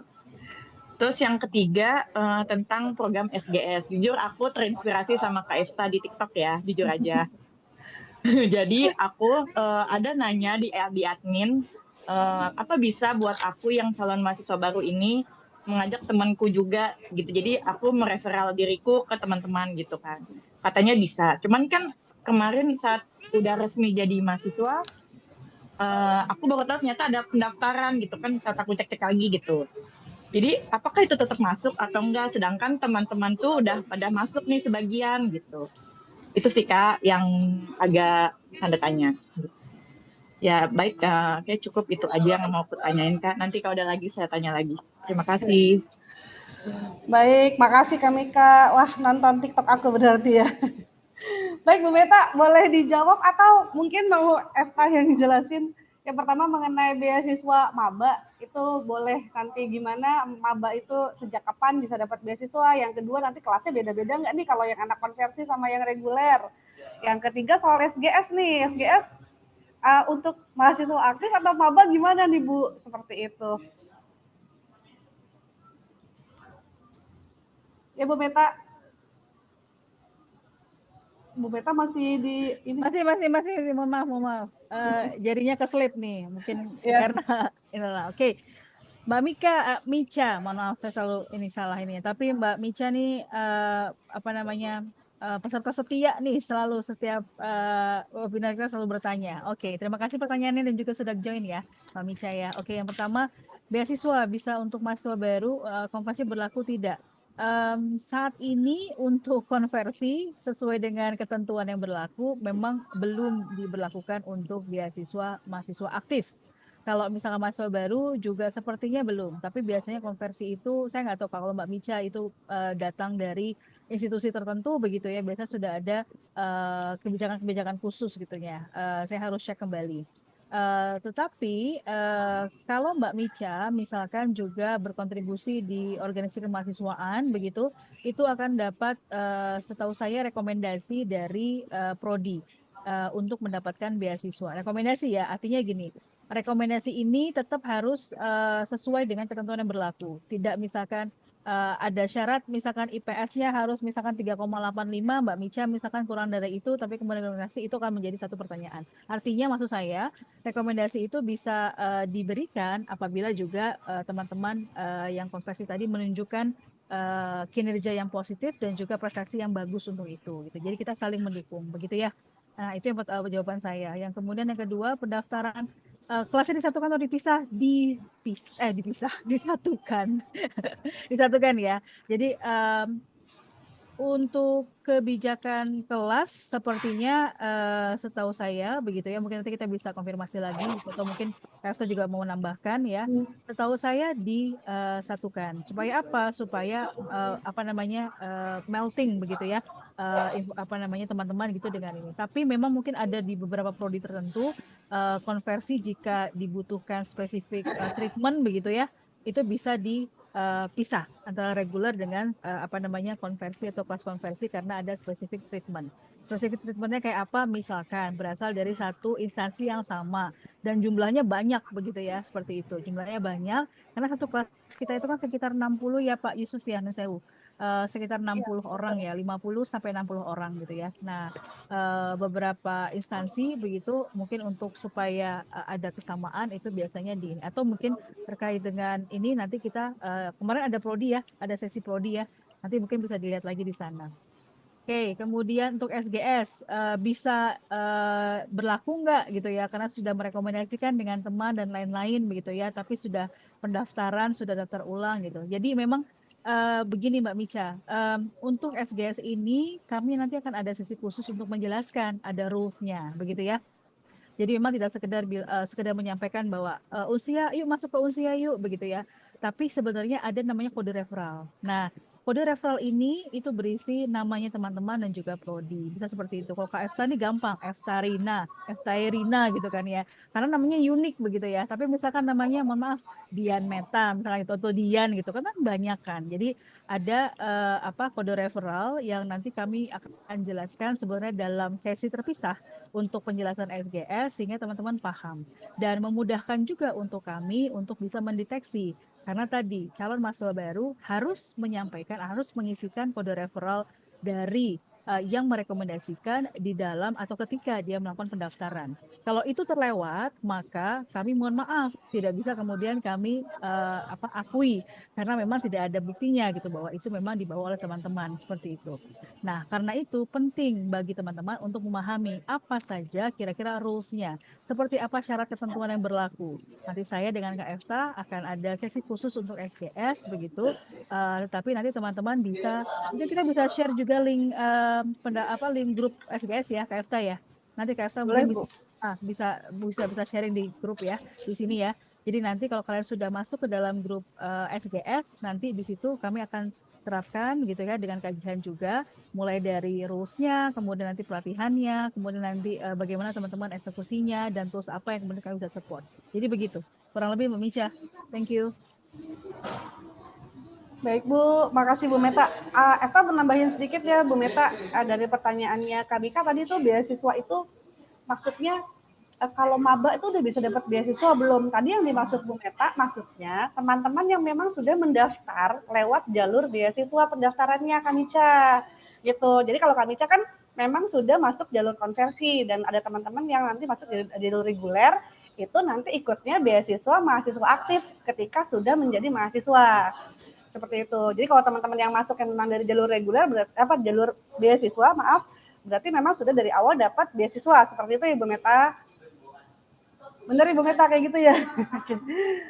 Oke, kalau nanti SGS nanti ada sesi khusus nanti paling aku kasih link WhatsApp group student guide studentnya di sekarang ya di chat, nanti aku coba kasih linknya, teman-teman yang mau tanya-tanya nanti mungkin bisa di sana atau nanti ikutin aja sesi ngobrol berikutnya yang khusus SGS seperti itu, karena memang harus ada komitmen dan harus ada aturan-aturan yang diikuti gitu, nggak bisa main share SGS aja, kira-kira seperti itu.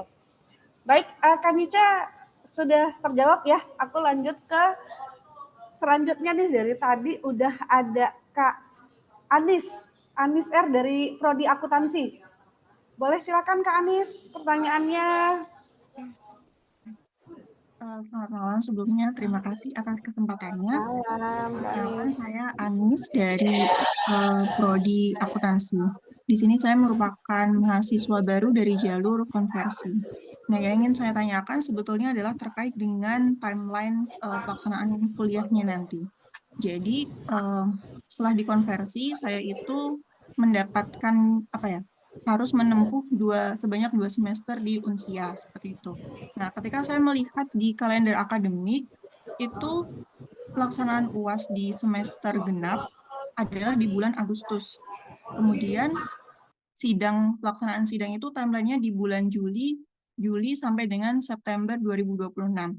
Yang ingin saya tanyakan adalah pertama, apabila saya ingin nantinya berencana untuk sidang di bulan September, berarti kan dimungkinkan gitu. Nah, untuk penyusunan tugas akhir itu kan kita membutuhkan yang namanya dosen pembimbing. Nah, untuk pembagian dosen pembimbingnya itu apakah nanti ketika di semester ganjil sudah langsung dibagi atau seperti apa? Khususnya untuk mahasiswa yang jalur konversi, itu yang pertama. Kemudian yang kedua adalah ketika kita melihat timeline timeline yudisium itu di bulan April 2026. Yang mana itu kan sebelum pelaksanaan UAS gitu. Nah, apabila untuk timeline-nya saya ini, misalkan nanti sidangnya itu di bulan September, berarti baru bisa mengikuti yudisium di tahun setelahnya gitu ya, di 2027 atau bagaimana? Mungkin itu saja. Mohon maaf apabila ada salah kata. Terima kasih. Baik, Kak Anis, Bu Meta ini mau dijawab siapa atau Eva aja menjawab berdasarkan pengalaman? Boleh Kak Efta berdasarkan pengalaman, atau Pak Yusuf juga mungkin kalau Pak Yusuf berkenan, mungkin bisa Boleh, Pak lihat Yusuf? perspektif dari dosen manajemen. Pak Yusuf, mohon izin. Pak Yusuf masih ada, Pak Yusuf? Ya, baik, Bu. Bagaimana? Baik, Dulu, Kak Pak Efta. Yusuf. Pertanyaannya seperti ini, Pak Yusuf, gitu, mengenai dari timeline akademik ya, Pak Yusuf. Jadi Kak Anis ini adalah mahasiswa baru dari konversi dengan perolehan 2 semester nih Pak Yusuf dapatnya. Gitu. Jadi semester ganjil dan kemudian nanti di semester genap. Nah itu kan yudisiumnya itu, sidangnya dulu deh. Sidangnya itu kan bulan September plannya gitu ya. Nah sementara tadi sidangnya ya Kak yang September yudisium, maaf. Ya sidangnya di September nih Pak Yusuf gitu. Padahal kan kuliahnya itu kan mulai dari Maret sampai Agustus gitu kan. Nah sidangnya September seperti itu. Itu nanti yudisiumnya itu padahal baru ada lagi nanti bulan tahun berikutnya gitu. Apakah seperti itu Pak Yusuf gitu. Dan yang kedua mengenai dosen PA nih, dosen PA-nya tuh sudah ditentuin dari sekarang nih dari ganjil atau nanti ketika sudah masuk PA baru dapat dosen PA pembimbing tugas akhir Pak Yusuf. 2 pertanyaan itu sih Pak Yusuf. Ya, baik. Kalau dosen pembimbing naskah ini ya untuk tugas akhir itu yang menentukan kan Kaprodi ya. Ya, betul, Ya, Pak. kita kan dosen hanya menerima saja. Misalkan Kaprodi membagi, berarti ya dosen yang ditunjuk sebagai pembimbing akademik itu nanti akan berkomunikasi dengan mahasiswa yang bersangkutan. Ya, kalau untuk mengenai timeline, kalau menurut saya itu nanti dikomunikasikan dengan Kaprodi karena ranahnya beliau. Iya, kalau saya kan hanya menjalankan saja sebagai dosen ya. Nah, kalau misalkan nanti ditunjuk, baru saya bisa menjembatani ya antara saya dengan mahasiswa. Itu saja dari saya. Baik Pak Yusuf. Makasih Pak Yusuf. Kak Baik Efta Kak mungkin Anis. bisa Kak Efta mungkin bisa dari Oke, perspektif boleh. Kak Eka, pengalaman seperti apa, Mangga? Oke. Kalau aku coba buka kalender akademik sih ya kan aku sama nih gitu. Bu, sebentar aku coba lihat ya Bu, maksudnya kayak gimana sih kalau lihat kalender akademiknya. Sebentar. Nah, Kak Anis masih ada ya? Oke, kalau misalnya pengalaman aku kemarin, kan Kak Anis nanti dapat tugas akhirnya berarti di genap. Nanti pas di awal genap itu biasanya ada tahapan-tahapannya. Misalnya di awal Kak Anies kan ngajuin dulu judulnya. Nah, nanti setelah ngajuin judul, biasanya baru dari prodi ditentukan siapa dosen pembimbing akademiknya. Jadi nanti baru di awal genap itu Kak Anies baru dapat kayak setelah menentukan, setelah mengajukan judul gitu. Itu yang pertama, kalau mengenai itu. Kalau misalnya kita lihat, sebentar aku coba lihat kalender akademik ya. Kan Kak Anies itu nanti masuknya di genap, masuknya di ganjil September besok, lalu nanti mulai tugas akhirnya perkiraan akan mulai di genap di tanggal 30 Maret seperti itu ya. Nah, nanti ujian akhirnya itu di tanggal 20 Juli. Seperti itu, Kak. Nah, biasanya sih kalau misalnya genap itu memang berakhirnya di Agustus, nanti September baru sidang. Terus biasanya sih nggak lama dari itu, kayak 30 hari gitu udah yudisium. Dari sidang maksimal kayaknya kemarin aku nggak nyampe 2 bulan kok. Habis sidang, yudisium. Nah, kalau anak genap itu mungkin wisudanya biasanya akhir tahun. Kalau aku kemarin TA-nya ganjil, jadi aku kemarin wisuda di bulan Juli. Gitu. Jadi karena Unsia ngadain wisudanya itu setahun 2 kali. Seperti itu, Anis. Mudah-mudahan menjawab ya. Oke, baik. Berarti mempertegas lagi, Mbak. Berarti itu tetap nanti untuk tugas akhir itu kita baru bisa mulai di semester genap, dan itu tergantung kita mengisi judulnya kapan gitu ya. Berarti inisiatif dari kita gitu ya, atau gimana? Biasanya teman-teman ngajuin judul itu kan sebelumnya udah ada seminar kan. Nah, biasanya dari seminar itu juga udah bisa dapat judul, bisa dilanjut, dan bisa juga ada perubahan.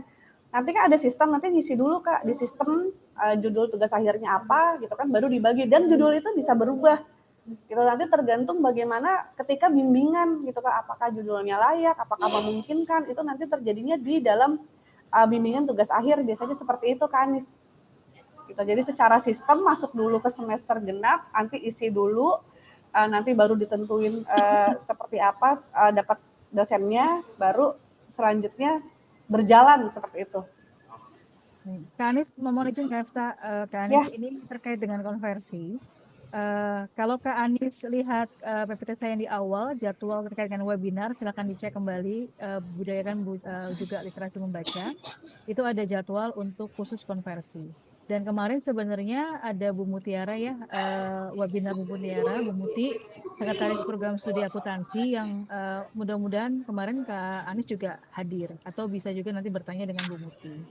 Nah, jadi intinya saya hanya ingin menyampaikan bahwa di Unsia ini ada pola perencanaan begitu ya, dan tidak kemudian langsung begitu ya nanti tugas akhir. Nah, sebelumnya contoh misalkan di komunikasi di kami ya di KFTA itu ada yang namanya seminar proposal dulu atau seminar begitu ya. Nah, seminar itu jadi tempatnya teman-teman untuk berlatih gitu ya, membuat kira-kira judulnya seperti apa dan lain-lain, sampai dibimbing sampai penyimak misalkan bab 3. Baru kemudian nanti TA, pengambilan TA. Artinya tidak langsung Kak Anies begitu ya, tapi tetap ada pembimbingan. Nah, nanti saran saya kalian akademik ini nanti akan dibantu atau sudah di-share ya Kak Jihan ya di dalam grup batch ya. Ini sebagai acuan begitu ya, acuan begitu ya, kita akan mulai perkuliahan itu begitu. Kalau di sini kan ada di 13 Oktober ya 2025. 13 Oktober itu artinya sesi 1 minggu ya. Nanti akan juga disampaikan juga oleh Pak Ikhwani begitu ya. 13 Oktober kita akan lakukan perkuliahan tahap 1. Kemudian nanti di sini ada ujian akhir, UTS itu ada di 1 Desember sampai 14 Desember, begitu melihatnya ya untuk kalender ini. Kemudian nanti akan ada ujian akhir di tanggal 2 Februari sampai 15 Februari. Ujian kita setiap kali ujian itu biasanya per 2 minggu. Jadi teman-teman silahkan memanfaatkan waktu, insya Allah cukup begitu ya untuk menyelesaikan tugas-tugasnya dan juga ujiannya. Kalau misalkan teman-teman tidak bisa membagi waktu dengan ujian ini, dengan pekerjaan, saya informasikan dari awal, belajarlah untuk bisa membagi waktu dengan baik gitu ya. Saya juga bicara dengan diri saya sendiri nih kayaknya. Kemudian nanti kalau terkait dengan yudisium, dengan sidang begitu ya, nah itu nanti akan informasi dari pihak dari program studi. Tapi tadi Kak Efsa sampaikan, biasanya setelah sidang itu tidak lama itu nanti akan ada yudisium seperti itu ya. Betul. Jadi nanti kita ada khusus konversi juga di kajian, coba dicek kembali, mungkin bisa di chat di chat room begitu ya, atau Kak Fadila, jadwal untuk next webinar atau untuk yang konversi di jadwal apa, sehingga nanti teman-teman yang konversi bisa masuk di situ. Terima kasih. Baik, makasih Bu Meta. Kak Anies, mudah-mudahan terjawab ya semuanya. Nanti bisa ditonton lagi sesi-sesi ngobrol yang sebelumnya, ada recordnya. Bu Meta, ini masih cukup waktunya buat satu penanya lagi? Atau gimana Bu Meta? Ya, satu Udah lagi jam. Pak Putri, kalau Oke, di webinar baik ini Kak pasti Putri. selalu nanya kayak Kak Putri nih. Silakan Kak Putri. Terakhir ya, Kak. Iya, Izin. baik. Kak Putri, silakan Kak Putri. Oke, terima kasih Bu. Saya Putri dari Prodi Akuntansi. Jadi setelah tadi dijelaskan itu kan ada beasiswa akademik, non-akademik, ada juga beasiswa KIP. Nah, misalnya nanti ketika kita sudah mendapatkan beasiswa tersebut, lantas ada teman yang tiba-tiba mau join Unsia nih karena ngelihat aku gitu. Jadi pakai kode referral aku. Nah, apakah masih berlaku gitu walaupun udah mendapatkan beasiswa gitu? Terima kasih. Tolong Baik, dijawab silakan. Kak Efta. Baik, Kak Putri, dari pengalaman aku dapat beasiswa akademik itu 2 kali di Unsia, alhamdulillah. Dan itu SGS tetap berjalan, gitu. Jadi SGS tetap bisa jalan, ya kan, beasiswanya tetap dapat, gitu. Jadi enggak, kalau itu tapi beasiswanya beasiswa akademik dan beasiswa non akademik, yang maksudnya beasiswa untuk mahasiswa aktif seperti itu. Itu enggak berpengaruh sama semua beasiswa, tetap beasiswanya jalan, SGS-nya tetap dapat. Oh, jadi kayak mau jenis beasiswa apapun tetap bisa mendapatkan SGS-nya itu, gitu. Betul. SGS Oh, itu nanti masuknya, SGS beasiswa itu nanti masuknya langsung ke deposit. Jadi nanti langsung motong aja, langsung motong UKT KK. Jadi nggak masuk ke rekening kita dulu terus kita bayarin lagi Unsia, nggak kayak gitu. Langsung nanti, jadi secara sistem enak, kita tinggal kuliah aja, tinggal ngecek aja depositnya sisa berapa. Seperti itu sih Kak. Oh iya, oke. Makasih Bu Iya. atas jawabannya. Sama-sama Kak Putri. Iya. Kak Efta, saya harus kasih applause kepada Kak Putri nih, karena luar biasa. Sudah mulai tertata, public speaking-nya sudah bagus, intonasinya luar biasa. Tadi kata Kak Syahni bilang, Kak Syahni Maulana, Putri sudah mulai tenang, ngobrolnya hebat, keren ya. Gitu ya Kak Putri, semangat. Kita saling belajar. Terima kasih Kak. Ya. Baik teman-teman semuanya, di penghujung webinar Ngobras malam ini, saya menyampaikan beberapa poin kesimpulan ya. Tadi dari Pak Yusuf ada PPKPT, terus dari Bu Vera juga sudah disampaikan keuangan. Kalau misalnya ada kendala keuangan bisa ke hotline keuangannya gitu ya. Bisa nanti kalau misalnya dari Bu Meta udah disampaikan SGS, beasiswa, tapi nanti ada sesi khusus untuk menyampaikan hal itu lebih jauh. Jadi nanti teman-teman masih bisa ikutin sesi-sesi Ngobras berikutnya yang akan diadakan oleh tim Unsia ya. Baik, akhir kata mungkin sebelumnya nih kayaknya harus foto bareng nggak sih Bu? Gitu. Oke, biasanya sama. Baru mau ngingetin. Iya. Ya kita foto bareng dulu kali ya. Sama Uda Aswan. Ada Uda Aswan juga loh. Oh ya, Kazwan udah? Udah. Ada udah nggak? Nah, siap katanya. Kazwan boleh, Kazwan di ini, di aba-aba untuk foto. Boleh teman-teman on cam dulu ya semuanya ya untuk foto bareng. Aba-aba dari Mbak Efta aja. Boleh. Ini ada 11 slide. Oke. Boleh, oke. Slide pertama ya. Oke, 1, 2, 3. Slide selanjutnya 1, 2, 3. Masih berapa slide nih Kak? Boleh kali ya, udah langsung dia. Banyak banget ya, alhamdulillah. Oke. Siap. Diinfo ya kalau udah selesai. Oke teman-teman, ayo dibuka kameranya ya, biar ada nih fotonya nanti.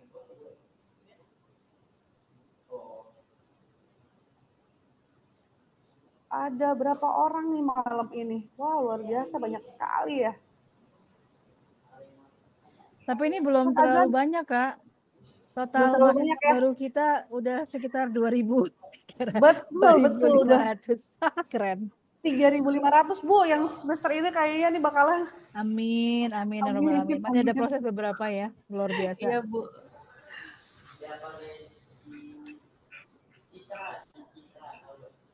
Oke, Kak Kesi Sudah, bantu juga Kazan? untuk screenshot. Thank you. Sudah Kak Azan? Sudah, Sudah? sudah Kak. Oke, baik. Baik teman-teman semuanya, di akhir webinar saya sebagai MC dan moderator mengucapkan terima kasih dan mohon maaf bila ada salah kata.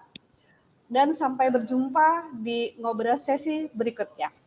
See you semuanya. Assalamualaikum warahmatullahi wabarakatuh.